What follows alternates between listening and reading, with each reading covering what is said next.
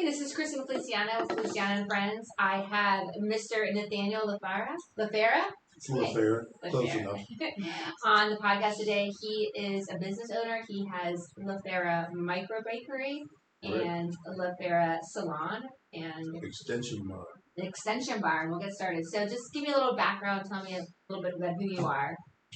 So I've been doing hair for probably the last close to 30 years. I don't know, 49 almost. Next week I'll be 49, so it's probably been almost 30 years now. I've been in the hair business. What made you get into the hair business? Well, it was kind of a weird story, but my dad was a hairdresser 50 years ago. Oh, for men and women? He did, well, back then, men only did, or hair salons only did women. Okay. Barbers did men, and hair salons only did women. So he actually met my mother that way, but he had a salon up in New York, so it was kind of in my blood. Oh, in the city? He was outside of the city, but my older sister's been a hairdresser for probably close to 40 years. Oh, so it's really like a family business in the blood. To us, I have 7 brothers. There's 7 of us total, so wow. Me and my sister do hair, and then my dad did hair probably 50 years ago. So where did you go to school? Up in Atlanta. I went to a barber school that does not exist anymore. Okay. It's an old school German. It was called Rothler Moeller. The old school. Like anybody who ever knows Rothler Moeller, like shout out. Okay, very cool. So did you know from a child that you wanted to do hair? I did not. My dad got out of hair and started a construction business. So yeah. I did construction at an early age with my brother. I have one brother that's still alive, and we did construction with my dad. But he had a heart attack, not late in life, but like when I was 17 or 18, so he kind of steered us away from the construction business. But that's what we did when we were younger. Okay. I got into hair because my sister had been thrown out of her salon she was at in Athens, Georgia. She's like, hey, you want a job? And I was like, yeah, I'm tired of looking at sweaty dudes. Yeah. There was a lot of like, the construction sites aren't full of anything but, dirty people. Yeah. It was great, but that's kind of how I fell into hair. So what made you fall in love with hair? I do like beauty. I always like fashion. You can't tell. Since I moved to Florida, it's a little less fashion forward. I lived in Atlanta for quite some time, and I was born in New York, so fashion was kind of like in our genes. Yeah. Here it's a little more laid back, but that's kind of how I fell into liking the idea of hair. I like things that are never the same. Like you have to keep working to make hair. Yeah, it's a good business to be in too, so you're going to have to have repeat customers. Correct. And actually, the one other thing that I did that I wanted to do hair was originally I wanted to do, what do you call it, when you give people travel agencies. I wanted to do that, but it got deregulated. So they're like, if you do 2 years of customer service, you can become a flight attendant. So I'm like, cool, I'll go work in a salon for 2 years. Because I didn't want to go to college. Yeah. So I went, never came out. Oh, that's really cool. So I do know this from Anna. So you are known for having like luxury hair, blondes. What made you kind of get into that? Extensions, transformations. The transformation and the extensions, I like to give people something new. I mean, really the only reason I still do hair now is I feel like the industry, because I used to do a lot of hair shows. I traveled a good bit for a long time teaching people. Have you heard of Tony and Guy? I have. I did hair shows in London for Tony and Guy. Did you? Yeah. You probably know some of my friends because one of my friends used to be their main guy here in the U.S. Oh, very cool. Yeah, I was just studying abroad at Oxford, and then I got this little gig for Tony and Guy. Absolutely. Yeah. There's another client of mine here. Her name's Rachel, and she used to be the same way. She was a redhead. Okay. So there were specific looks that they used to like. Yeah, they like. So I just had really long hair, and I didn't mind they could color or do it. I just said don't cut it, but I would let them do whatever. Right, and some companies have like an agenda, like you're not allowed to cut, or you can only like style them. Because I worked for a few companies that did updos. And all of our models were hand-picked, but they weren't allowed to be cut. Yeah. There was only certain ones that you could manipulate their hair. So. Yeah, and this was back in I guess it was 2003, 2. Remember the chunky? Oh. Yes, that's a Tony and Guy. I still have a few clients that ask me, like, nah, I'm sorry, ma'am. We pass you along, because actually my wife was a hairdresser too, so she's been doing hair longer than I have. Was she doing the chunky? No. I do a lot of hard pause. Like the difference of like what I do with hair wise is I like to coach people and give them information that's useful. Yeah. That's kind of why I still do it. Is there's a lot of misinformation out in the world, especially with social media and things like that. we try to guide people along the way of how to get their journey to where they can make their hair what they want it to be. Yeah, so I mean, it sounds like you do like a lot of education. Even here in the kitchen, you're educating me.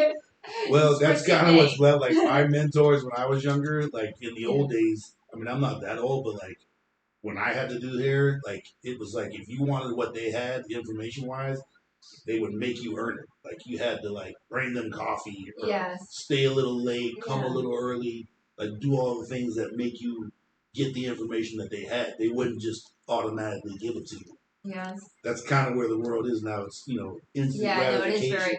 You're right. So, but what makes you so good at hair?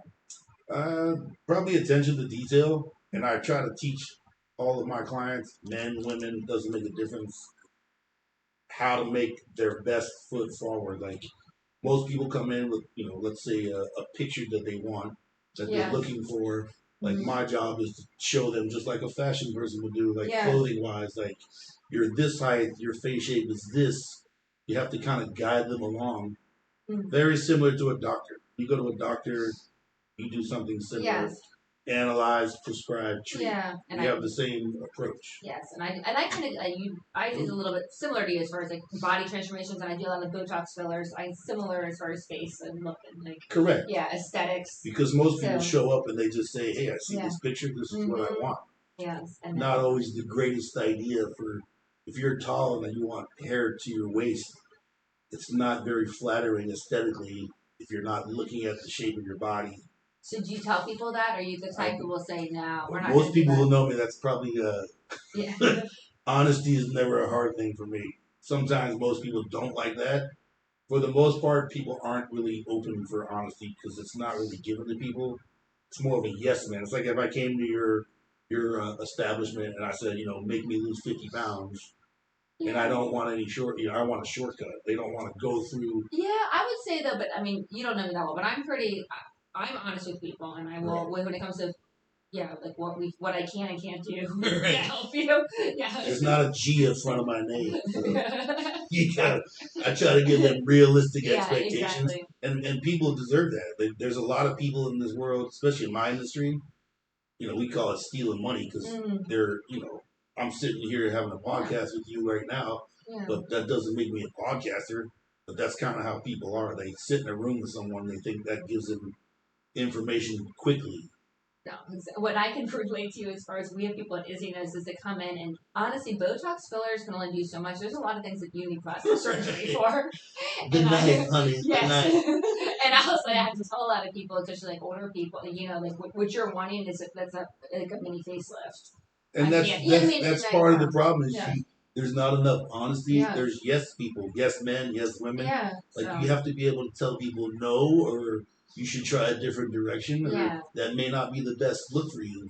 Yes, exactly. So tell us a little bit about your products that you have, your own line, and how did you get into that? The own line, I only really do a couple of things just because I do a lot of hair extensions. And before I moved here, I lived in Atlanta for a long time. In the Atlanta market, we get 4 seasons. So hair works a little bit different each season. Just like you change clothes when you change seasons. Yes. You don't wear winter clothes in the summer. Hair is very similar in how you do products. But extensions have always been kind of limited on what's available for the hair when you have it in your head. Yeah. So we just try to, me and a friend of mine in Atlanta, we tried to develop something that was more along the lines of hydration and things like that for extensions, because extensions are what we call visitors. They live in the house for a little while and then they leave. So if you're not hydrating them, they have no source. Yeah. So that was kind of the inspiration behind a few things that we have. That's really cool. That's interesting. Do you have your own extension line? I don't. And I never have dabbled in that. Is there one that you like more than another? Well, the world of extensions are quite different. I sum it up the same way to most people. It's not a team sport. It's an individual sport. You like JC Styles? JC Styles. That's what I have in. Places like that are usually what they call. Wives, so here's the gist of all that. I did hair shows and I worked for manufacturers. I was a head of a couple of manufacturing companies for extensions. So I traveled through the U.S. and outside of the U.S. What people don't realize in the extension world is there's a system in place that's already there. Like when you go to the few places that sell hair in the world, it's not just have your pick. These places have been in business for a long time. They have a hierarchy of who they'll sell to. Okay. Most places like what you're talking about, I don't know them specifically, but most of those kind of people, what they call drop ship. They do. They don't have a physical store. They just she does, but she does drop ship. Correct. Yeah. The people I work for, I don't know exactly who she is. Okay. She did hair like shows and classes much further past me. When I was doing hair shows and things like that, even in the Jacksonville market, I used to come down here to try to teach people. Yeah. It was very negative because it wasn't as open as it is now. Okay. Now it's more accepted. Yeah. In the old days, it was like, wow. Well, you do extensions. That guy's in the back. Like, go find him in the closet. Like, I would say that they were very nice because I tagged them and did stuff, and they were like, like social media. Like, they were nice. Oh, they built their business off of social media. Exactly, and that's I am. And the reason I don't have an extension line because I worked alongside the owners of those. Yeah. You have to have a long-standing history. You do. Because extensions are sold in quality wise. There's an A, B, and a C. Mm-hmm. So even the companies, if they say, I want to go buy new hair because it's time to get new hair for them. But if it's not available, you can't get it. Okay. There's hair is sourced. It's not. Where do they source it from? The two main ones would be China and India. Okay. There are other places you can get it. So they just women just grow the hair really long and they cut it and they dye it. Well, in India, there's some temples that used to be where it was a ritual. Some of the people that they would shave their heads and give it away. And in the old days, they just burned it or got rid of it. And then these companies realized there was an opportunity and they started purchasing it from them.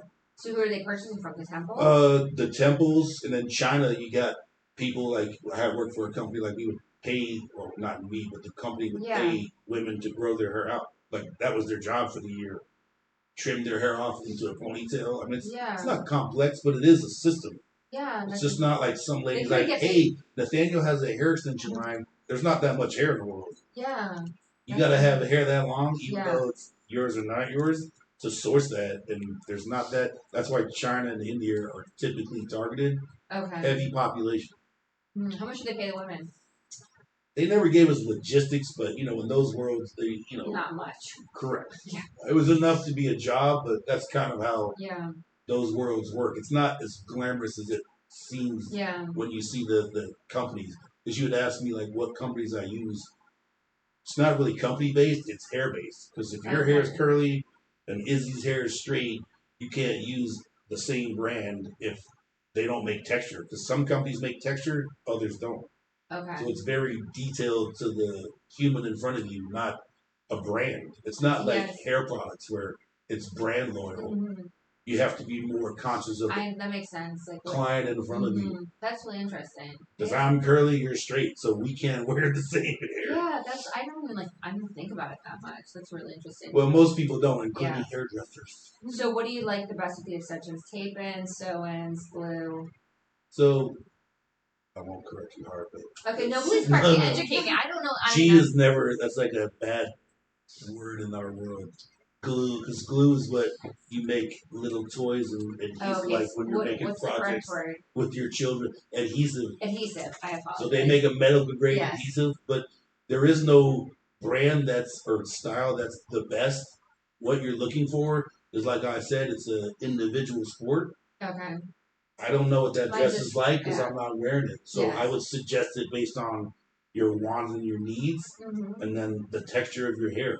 Okay. And what goal gets you there? Because you're wearing the product. The problem that most hairdressers have is they don't do enough education and research. They just shove a product onto someone without understanding if it's working for you. It's very intimate to the person. I've worn almost every extension I've ever put in people's hair, style-wise. Okay, very cool. Because you want to know what it feels like. I can't tell you what it's like to get injected if you've never been injected. Yeah, I do that too, with everything except for testosterone. It's true. It didn't work for you? Only one I haven't tried. What about short hair? Do you like to cut short hair on women? I don't really. My goal and my wife's goal when we moved down here, even when I was in Atlanta, like our goal was more of healthy hair is the goal. Okay. I've worked with some manufacturers and I've always tried to my sister kind of taught me that is, healthy hair is the goal. If you want healthy hair, it's a daily choice. It's not you wake up and all of a sudden it's there. Yeah. Just like skin, your weight, anything that you do consciously, it takes time and effort. So hair is no different. The only problem with hair I call it the 90-10 rule. You spend 90% of your time taking care of your body, your gut, your skin. Yeah. The last 10% where your hair exists, people just kind of bypass it. I think that's probably true. They don't address it, and they don't realize that it's attached to you, and it's something that you have to give the same consideration. I don't know. I think you've done a little research on what I say and do behind the chair. I don't use the word health. Health is very, me and you could agree all the time. No one's going to really like deviate from that. But when you do something that's regimented, like you brush your teeth every day, things that are done like that, that's more, you don't argue about that. Okay. That's kind of consistent. So what do you recommend for, is there like kind of a regimen or regime that you recommend for everyone to do? I don't claim it. Think of it like an infomercial. If you haven't figured out, I like analogies, but like because people can see pictures. For sure. Paint the picture is that, but an analogy of that is like there were some old product lines that used to do infomercials. There's no such thing as one size fits all. No. If I came into your clinic, I guarantee you don't give one shot to everybody. Hair is the same way. That's why I use team and individual. It's very individualized. Same way I don't use the word health. You have to see the person in front of you, and you have to make the analyzation. Like, what kind of hair do you have? What texture is your hair? Like, what is your goal? And then you try to find a common ground to get you there. Most people don't even know how to use product right. They're watching Instagram, TikTok, like everything on the market that's not a professional. It's someone else kind of, your favorite influencers teaching you how to do your curls. Like, I don't go get heart advice from my TikTok buddy. But that's how the hair oil works. What's your opinion on dry shampoo? It's amazing, but it's exactly what it said. It's dry shampoo. Yeah. I have tons of clients that tell me like, oh, I shampooed my hair this morning. And then they use dry shampoo. I'm like, man, you shampooed your hair twice. Like it says it in the description. It's dry shampoo. Like its original reason for use was like in a hospital or somewhere when you couldn't get to water. That's how they would clean your hair. Yeah. Even now, if you're in a hospital. What is dry shampoo? I mean, I use it, but I don't know what it is. I mean, I don't know the technical ingredients of it specifically, but it's meant to like kind of gently, because I did this when my mother was ill. Like we had to find ways to wash her when she wasn't able to get to like a tub or a shower. There's different things that are made for people to get cleanliness when you're not able to be transferred or get into a shower like we're accustomed to, but when you're not able to. Those products kind of evolve from that. People kind of overuse it a little bit because they think it's a styling product. Okay. It does have its use, but most people are misinformed on how to use it or how much to use it. How often do you think, I'm going to, for myself, how often should I wash my hair? Would you recommend? Typically, like I was trained, I use a product line called Nathaniel La Fera. It's an old French line that's been around. It's called a treatment line. It's been around since like the 30s and 40s. Okay. But it's very based on like what your issues are. So if you're blonde, which you are, you have a little darker hair. Yeah, my natural wear darker. Some additions in your hair. Yeah. So you have some visitors.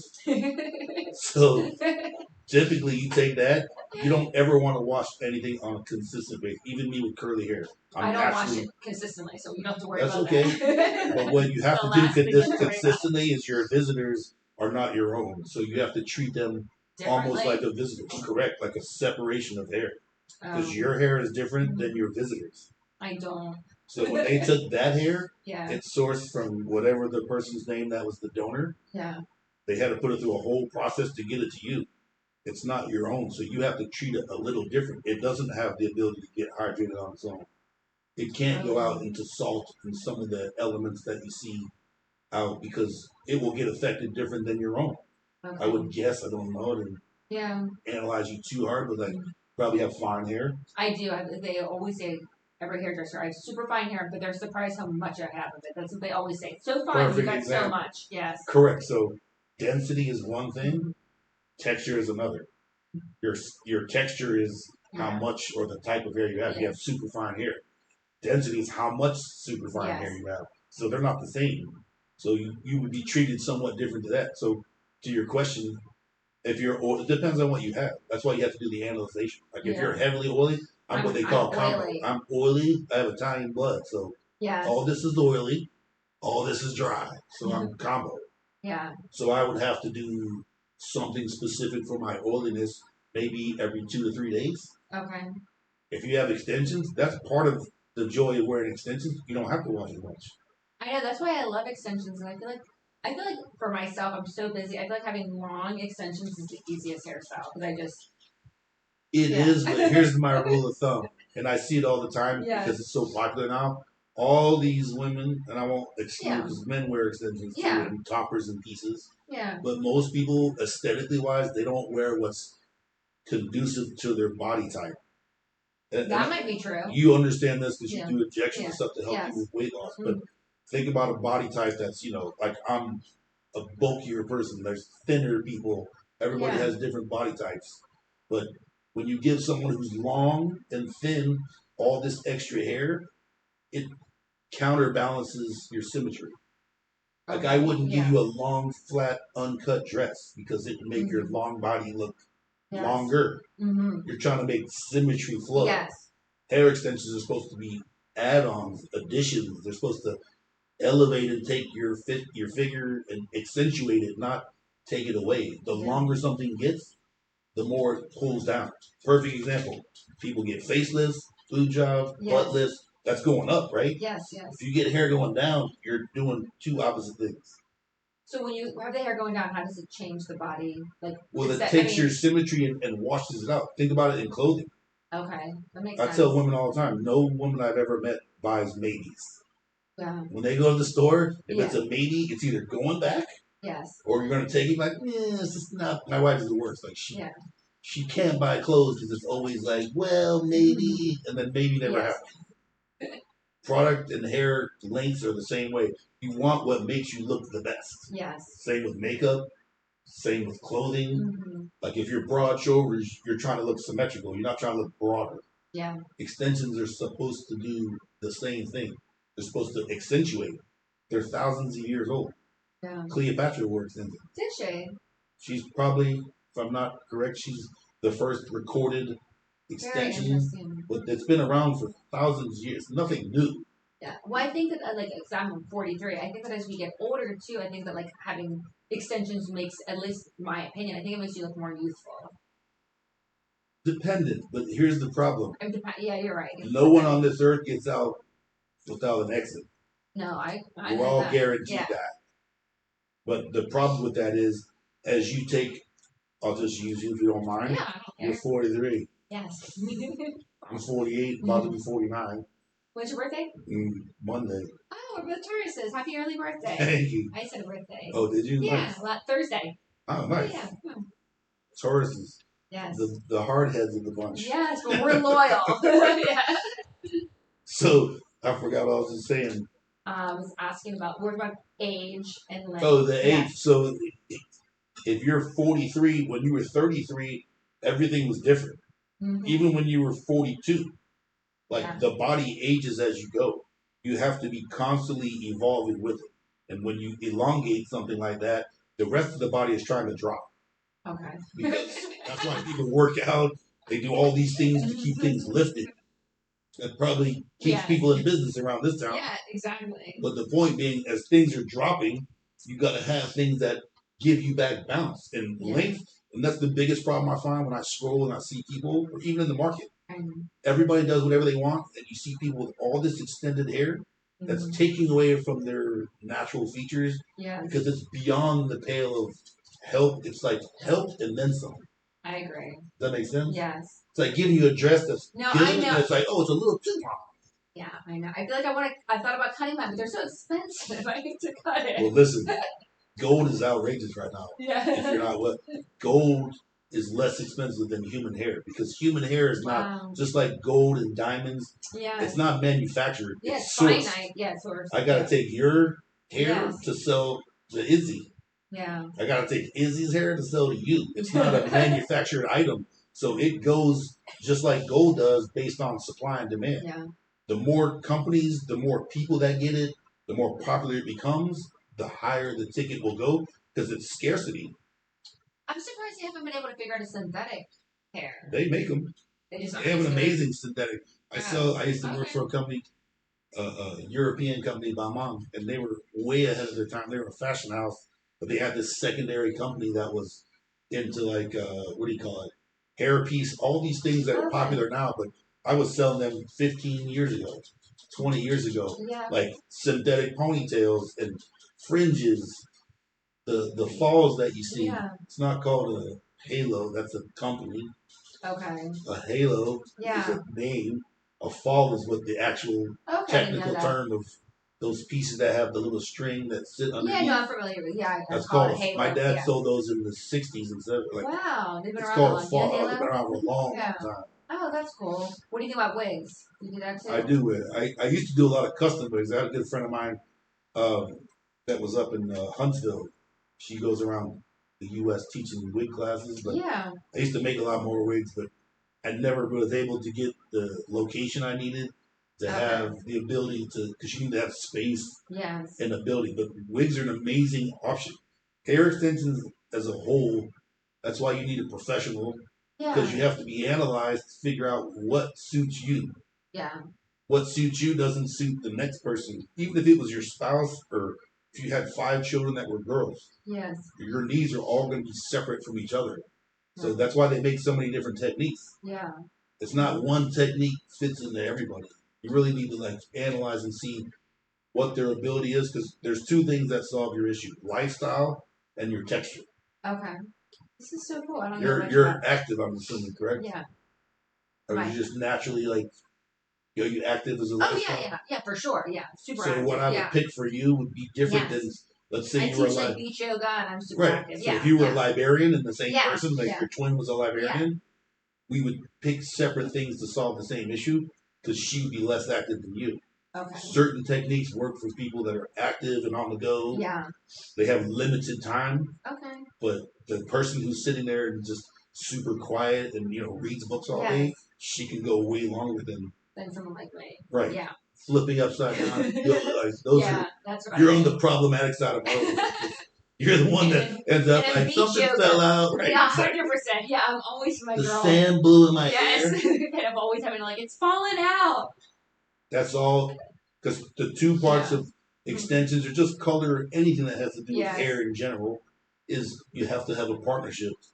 Yeah. Your hairstylist or your person that you're dealing with, just like you as an injector or whatever you do in your clinic, there has to be the connection where I trust you for what you do as a professional, and then you trust me as being able to give the information, because that's what's lacking. People don't know where to go. They go online. Yeah. You have a problem, you go online. You don't call a professional and say, hey, I'm sorry, Izzy, this is falling out. Why is it falling out? How do we avoid that? Yes. It's kind of left in the dark. No, it is. That's very true. That is very true. Yeah, because I only recently learned about the conditioner, not to put it on heavy. I don't want to step on anybody's toes. That's the key you have to learn. The visitor, that's your hair. That's give it a name. Just like I will go over that maybe later, but I make sourdough products. You name it, so you can name your girl, your visitor that stays with you for the time being. Yeah. Its sole objective is to stay hydrated.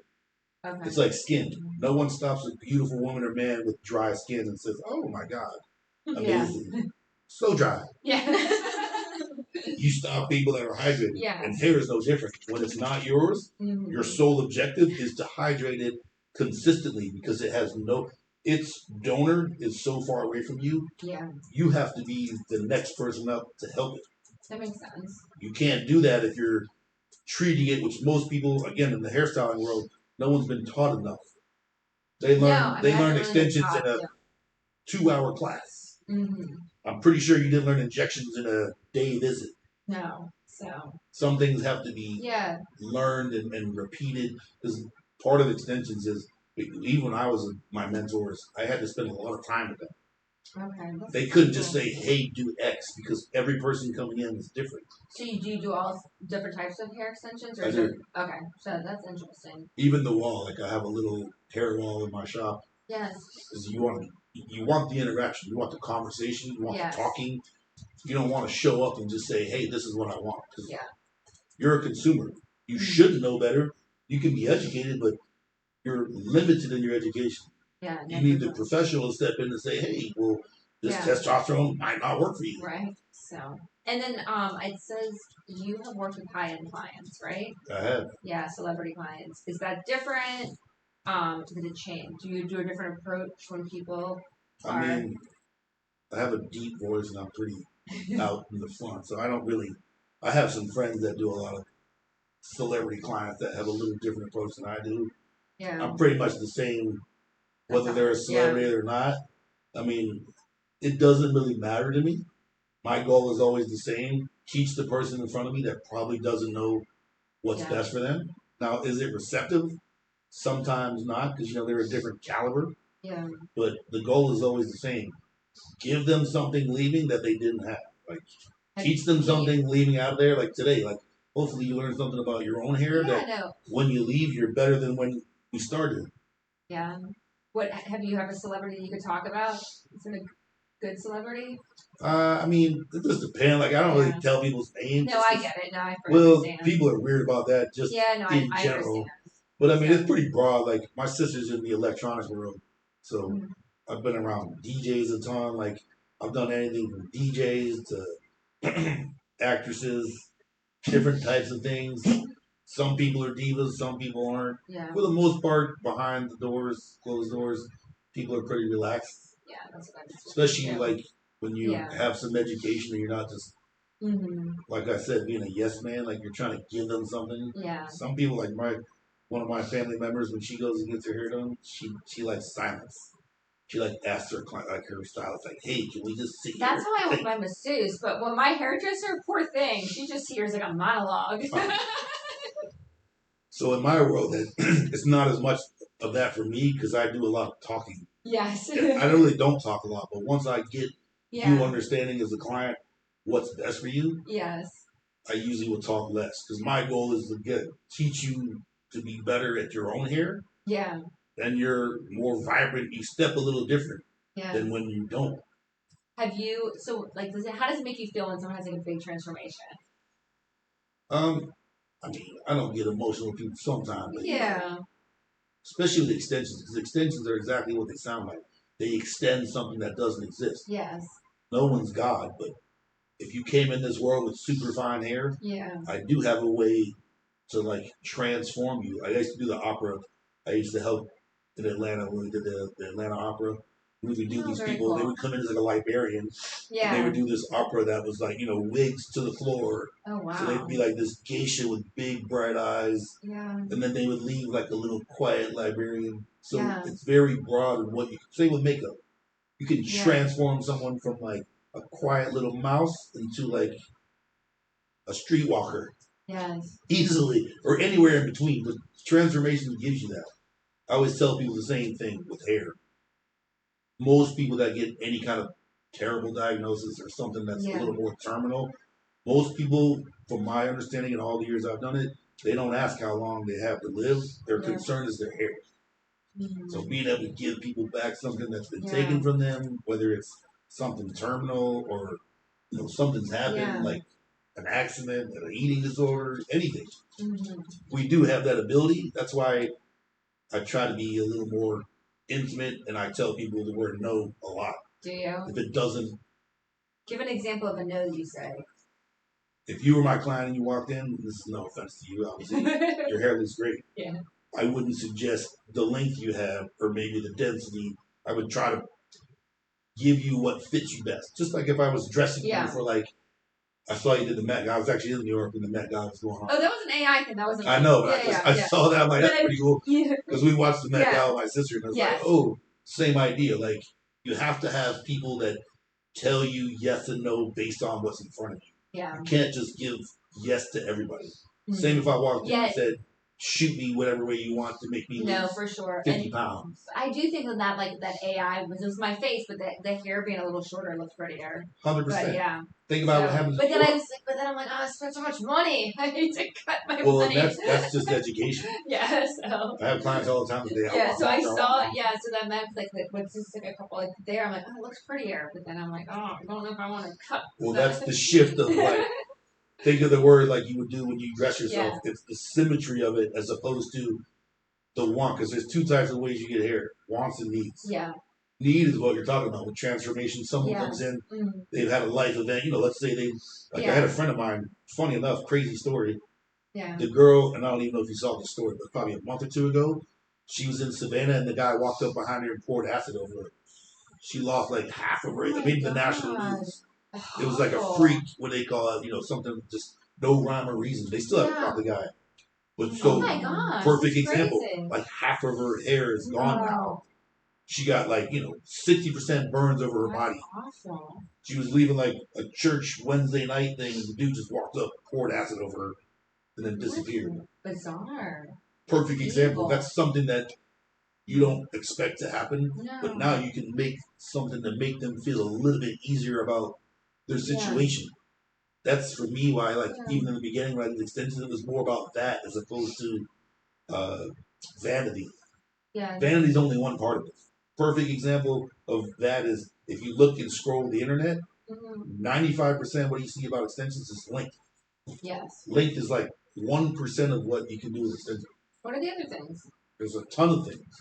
You can have more volume. You can have, what do you call it? Texture. Color, texture. You can have anything you want that isn't permanent. Like I can give you pink hair tomorrow. Yeah. Non-committal because it goes in, it comes out.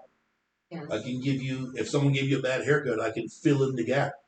If you have less hair on one side than the other, I can give you the density that you had. Okay. There's lots of options and directions that you can go in. I can give you a fringe without having a fringe. I can give you an extended ponytail for the night. Really cool. There's a lot of variety. It's like dress up, but in the hair part of it. Yeah. You're used to it with makeup, with lashes, with shoes, with clothes. Yeah. Like the accessories, but people don't register it with their hair. They just see it as like, ooh, I want longer. Yeah, because I always think of it not being educated, just like I gotta get extensions once a year and I'll just get long, and then it's gonna get a little dead, so I should get it a little too long, so like halfway through the year I can cut it, right? So it looks a little better. It's all education.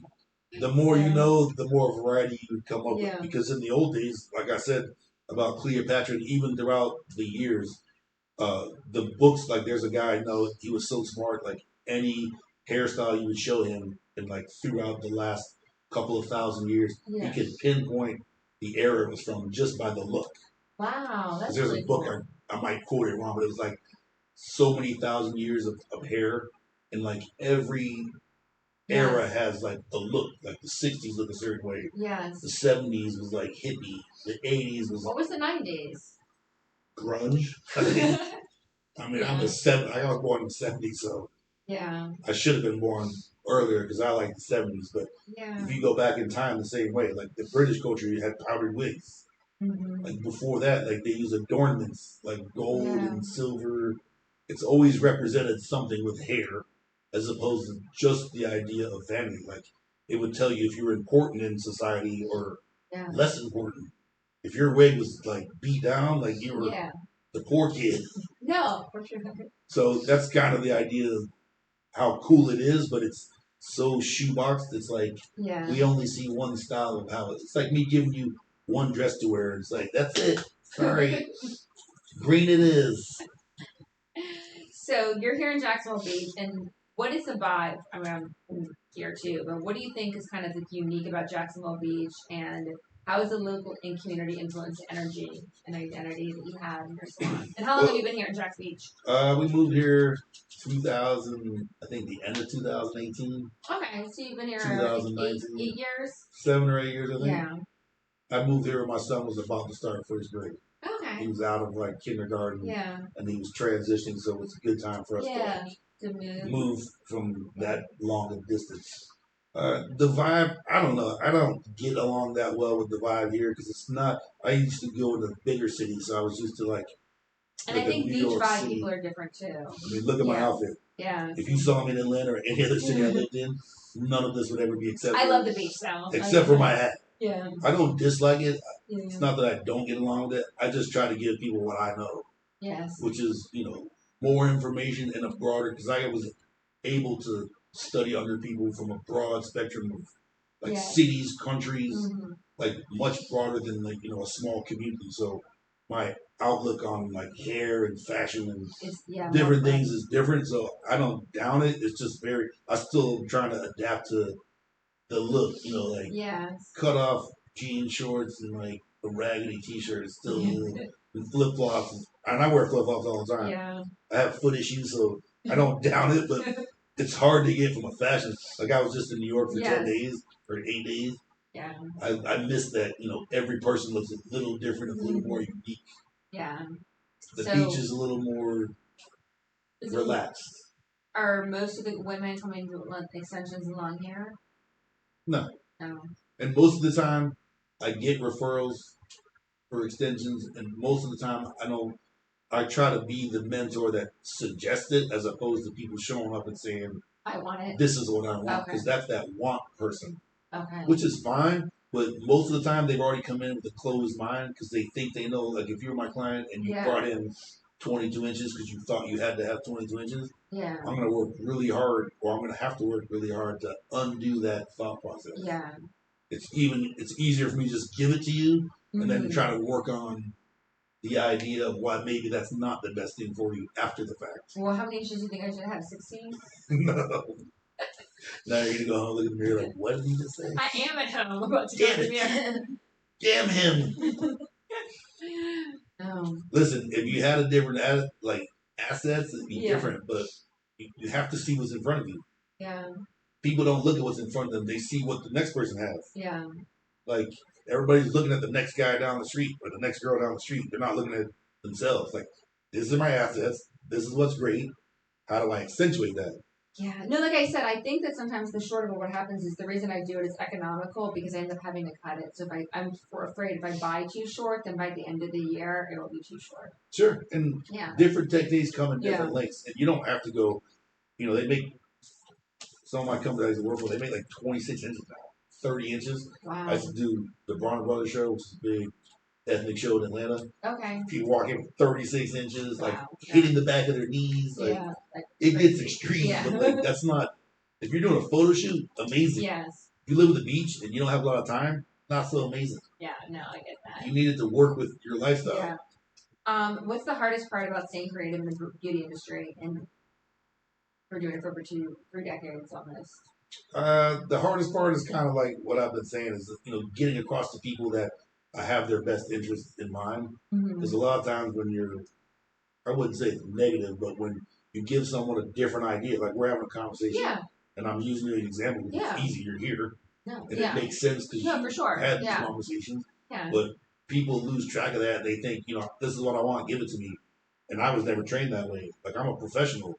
Yeah. If I go to the dentist, I want their sincere information. I don't want them to sugarcoat my cavities if it's something wrong. No, for sure. No, I appreciate it. So, from the hair aspect like that, the way to stay relevant. I'm vain. I want to look as pretty as possible, so please tell me.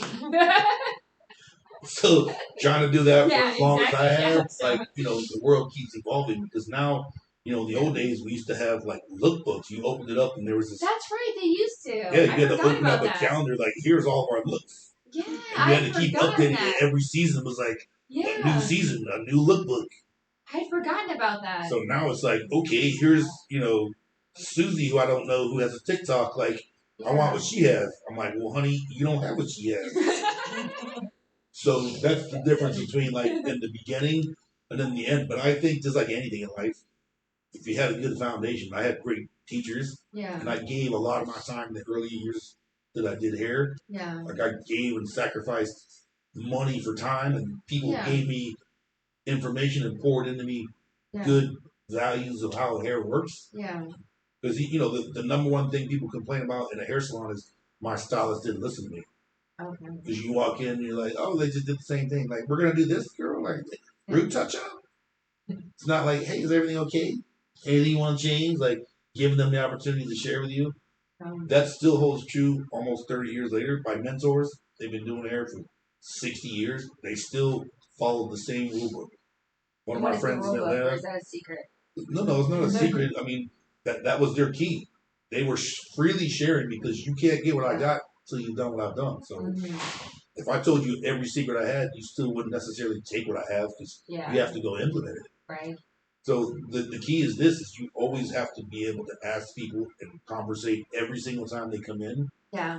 Are you happy where you're at? Is everything going okay? Is there anything we can help with? Yeah. Instead of, here's your formula. Sit down. Tell me about that favorite restaurant or your girlfriend you broke up with.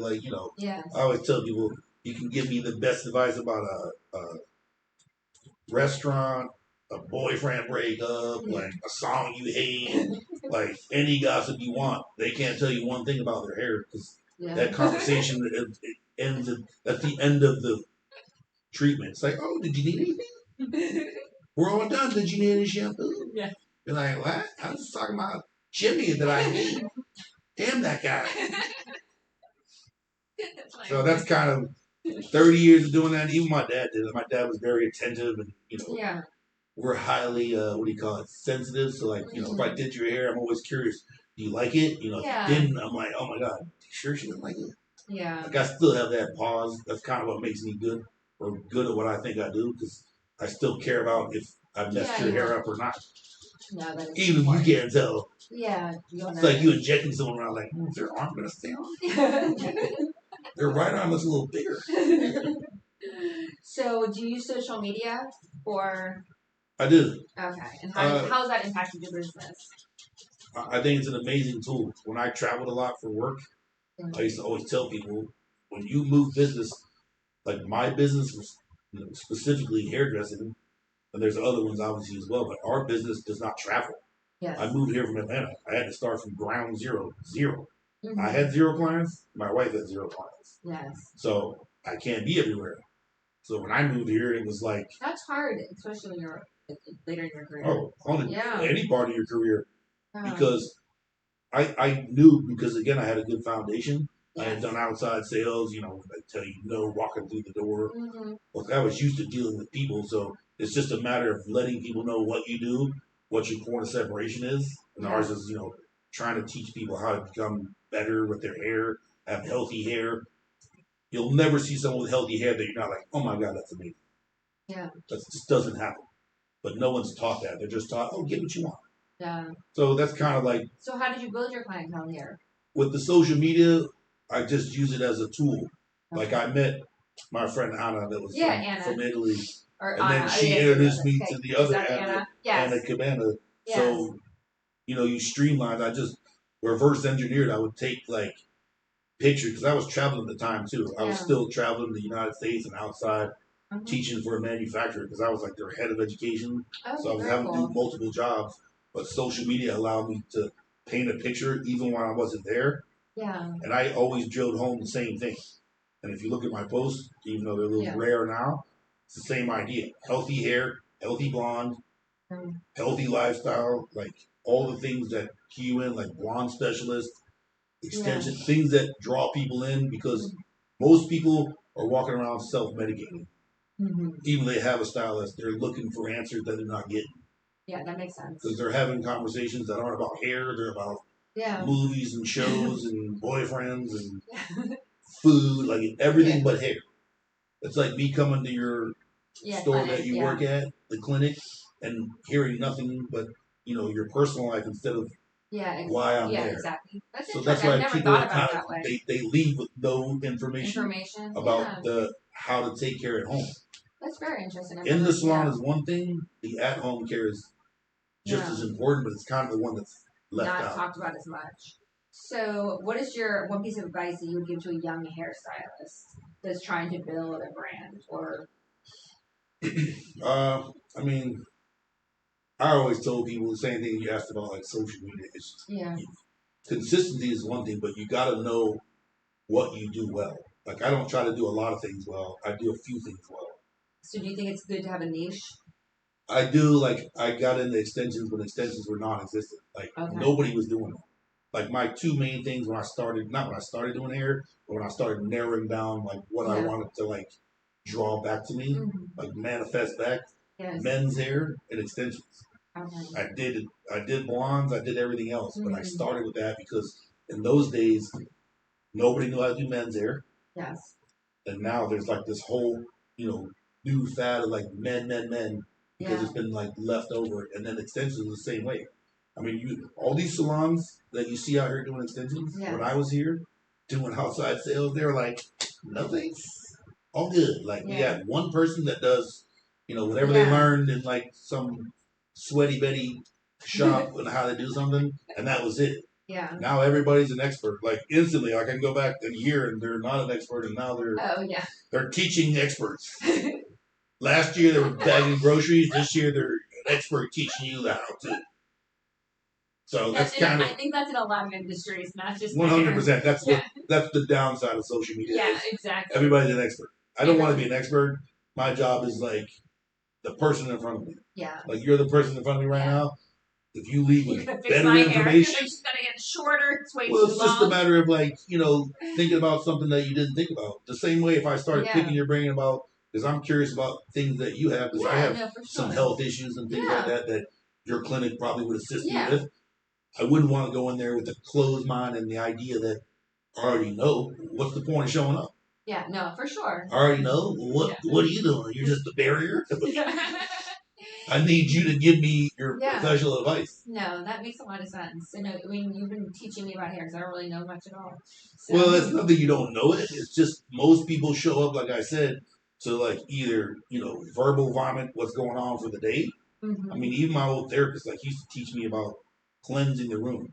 Like, how do you do that? I use crystals. I use little things that like sound things to clear the room, because everything has energy. Mm-hmm. This room has energy.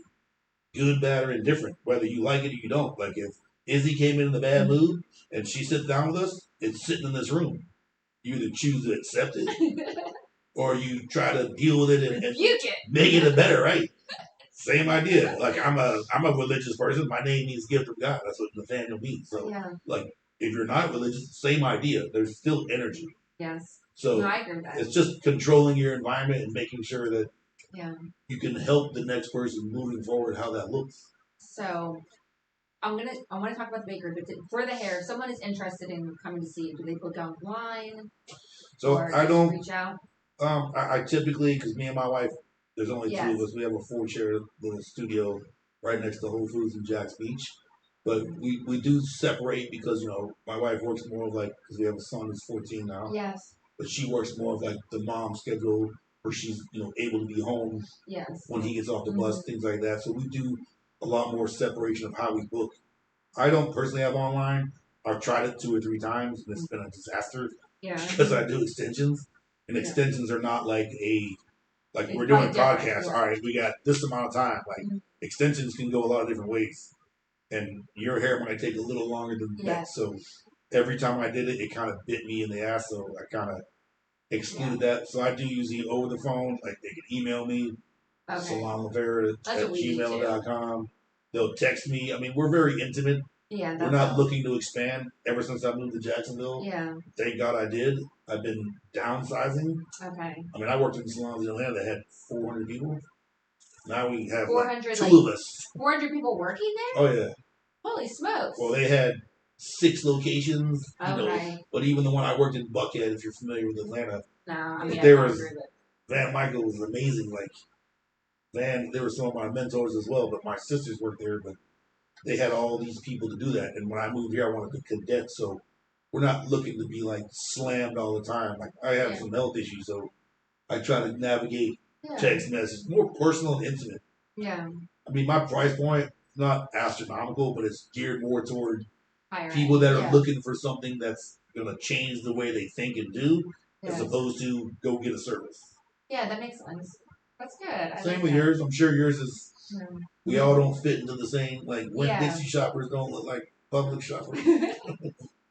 Even though I go both those places. Me too. So let's talk about this micro bakery. And what is a micro bakery? So a micro bakery, you get asked me before, like, who I am. Yes. I always tell people I'm not a chameleon, but I do a lot of things. Like, they call it a renaissance man, they say. Yeah. So, I mean, I make candles. My wife hates everything like that. She's like, why do you got to make everything you do into a job? Instead of just doing it like a hobby. So, I made candles. I made jewelry before. Anything and everything I've tried to, like, dabble in. And somehow I end up making it into a business. When my mother got sick, even before then, like, I was having some gut issues. Yeah. And bread was just something I liked, so I started dabbling in some of the sourdough. Because I make pizzas, I make a lot of different types of things.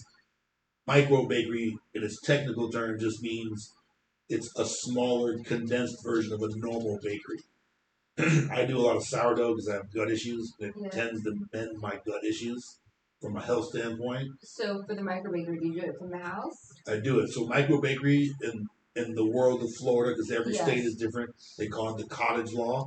Okay, I had somebody else that was the cottage law just allows I'm not you. too familiar. Explain a little bit more. So it just allows you to take whatever that you do, and it will let you, under the jurisdiction of the state that you're in, make certain amounts of goods, and you're able to make them under the law that you make it in your house as opposed to a brick and mortar.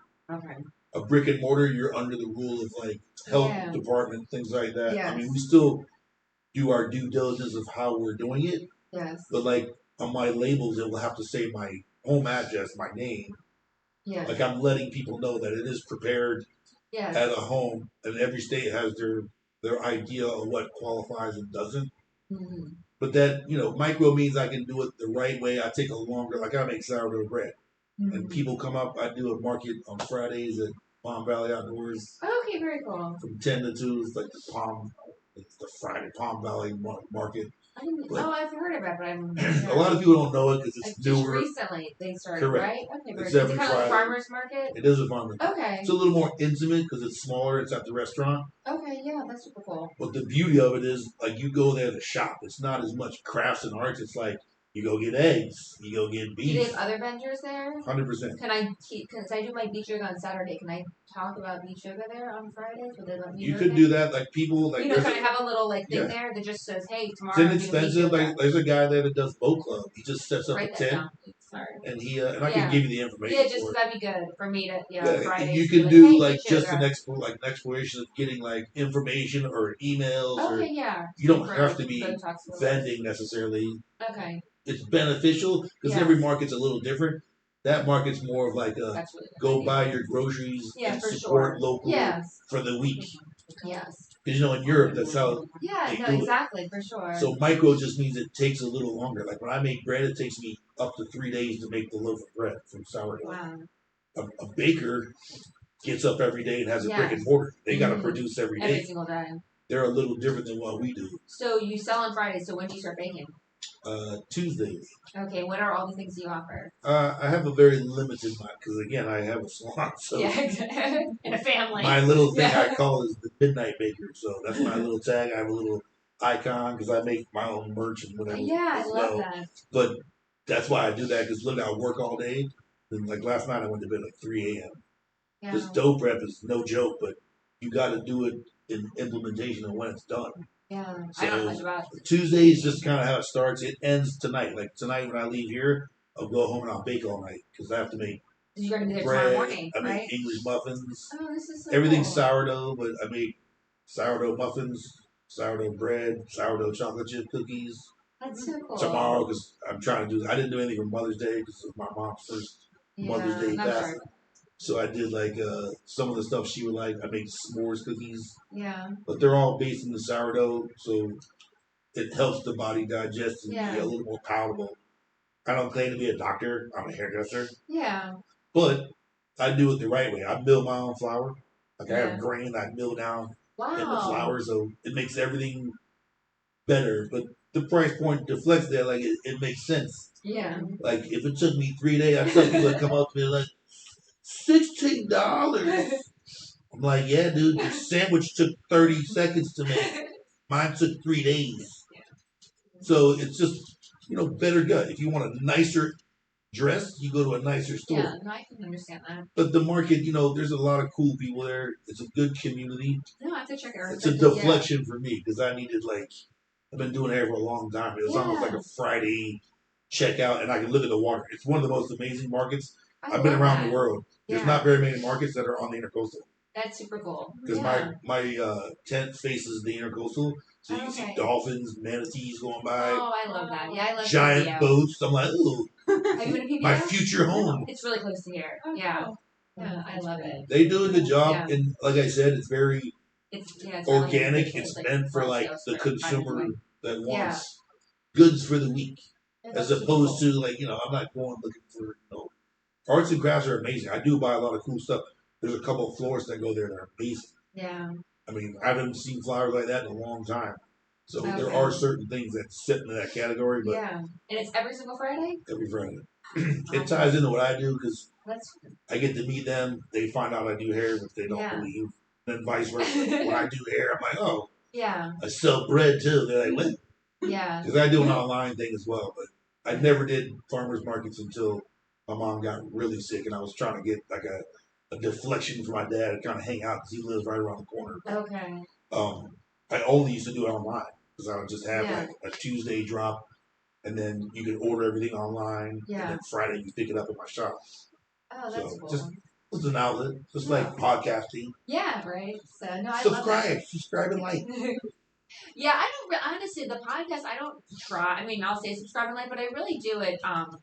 For it's called like OPA, which is other people's audiences. Right. So I do it so like hopefully maybe someone will see me and be like, oh, what is this girl doing? They might see, oh, I do the weight loss or Botox 100%. Or yoga. So I'm not really. I mean, if it makes it, but I'm not really doing it for like podcast for podcast. I'm just trying to locally get to know people and 100%. Yeah, listen, so, I'm all for it. Like, I'm interested in what you do already because I had only met you via text message, so I didn't really get like an introduction of like what you do. Like, I saw a little bit, but I mean, I like yoga. Unfortunately, my body's not amazing with all my ailments, but you know what's so cool about yoga? Because my mother's Swedish. Is that as we age, I don't feel like culturally we talk enough about. There's two things that are really important. We need to have muscle because all these old people. I say Izzy hears me this all the time.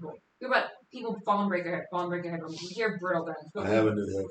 So I know that. I know that. What we don't hear about is that there's two things why people are breaking it. Part of it is yes, they have brittle bones. The other thing is one, they're not strong enough to break their fall. Right. Two, they're not agile enough to break their fall. So as I age, I personally, and through people, my friends, family, and is I'm trying to help people be encouraged to build muscle. And the things with yoga was just how aesthetics, which is you use your own body. You can really build muscle and then just be agile. So when you fall, you can stop. Yeah, stop the fall. So. And to your point of that, and that's a perfect example of like understanding like who I am and how I do hair. That's identical to how we try to teach hair. Is you age and what you did at 20 is not what you should do at 43. Yes. You should be ever evolving because at 43, when you're 53, you should look in the mirror and have the same regimen because you've aged 10 years and things have changed. Yes. Same with like same with the season. Like the season should change, so should your regimen, and it should match what your goals are. Doesn't mean that you have to do what I say. It's just about dialogue, like you said, making people aware, and then giving them the choice. So if they want to receive it, you can give it to them. Because listen, I like what you're saying. Yeah. I've never heard you talk and what your background is, but I like it because there's not enough people doing it for the right reasons. It's all about substance, clicks, this. Yeah. It's not community. It's where you live and letting people be aware. Because when I moved here, the biggest problem I ever had, and Anna was amazing. Yeah. Amanda would help me know people that I didn't know because we came here with zero. Like I had a sister here, but her job was out of state, so she wasn't connected as much as like the community. So I had to kind of rebuild that. Yeah. So that's really why I'm doing it 100%. For that reason. So I always ask the same two questions every single time for everybody. So. I'm straight. The first one is it talks about I'm a Christian, but it talks about in Psalms, my husband passed, but that a man without a vision perishes. And I do think that sometimes when people will commit suicide or get they sometimes go not right when they don't have a vision of the future. So I think it's really important for all human beings just to have a vision for the future. I think the vision often when it comes to your friends, family, or personal career, there's lots of different things, but those visions often pull you. Great. So I always like to ask my guests, what is your kind of the 5-year vision? It can be personal, it can be professional, it's whatever, but where is your kind of 5-year vision? Well, before I answer that, do you mind me asking how he passed? No, I don't mind you asking. But it's so it was 5 days before Christmas. He was an attorney. He had been fired from Spirit Lake Indian Tribe. He had been receiving some threats. He had reported the threats, and then 5 days before Christmas, there was a car explosion in the Devil's Lake Walmart parking lot. We were up in North Dakota, and when they put the fire out, his body was found inside the car. So. Sorry, no, intrude. No, it's okay. I mean, it's not okay. It's a horrific death, but. I lost a brother in a fire. I get it. So, yeah, so that's. Yeah. So, to your question, I mean, I would say my 5 year, it's kind of hazy because my wife lost her mom and dad maybe 8, 9 months ago. Mm-hmm. And then I just lost my mother on Thanksgiving, so the holidays get a little wonky. Yeah, it's horrible. I've been a little numb to it, but my son's lost 3 grandparents in a short amount of time. So I don't really have I have a 5 year in my brain, but it gets a little hazy. It's hard to get up sometimes just to kind of deal and go about it. But I try to occupy myself with time. Like you guys have been amazing. I try to give people what I know. I mean, I'm a little hard ass and I get a little edgy because the older you get, like even my dad, you get crabbier and crabbier. Yeah. But my expectation is, I bought the building I'm in, so now I own a house. I own my business condo. So trying to get yourself away from the rut of people having to control where your destiny goes. Yes. I'm a religious person as well, so I get that part of it too. My mother was highly religious. Mm-hmm. I do leave it in God's hands, but my goal is to try to as I'm able to help people and be in front of them, give them something that's lasting beyond a smile and a handshake. It's what can I do? Hopefully you learn something you can help yourself with hair wise. Hair is just my tool, just like bread. I have conversations about bread like I do with hair. Animated and, intense. Not on purpose. That's just what you're just passionate Tauruses do. Yeah. Right? With nothing subtle. What? What'd you just say? Yes. Yeah. So, I mean, my goal is just to keep helping people. I'm not trying to expand my business. I'm trying to, keep it where it is and have the group of people that I need to have around me as opposed to everybody. I'm not in that mindset anymore. Yeah. I'm looking to not downsize, but have people who want to know more. Quality over quantity. 100%.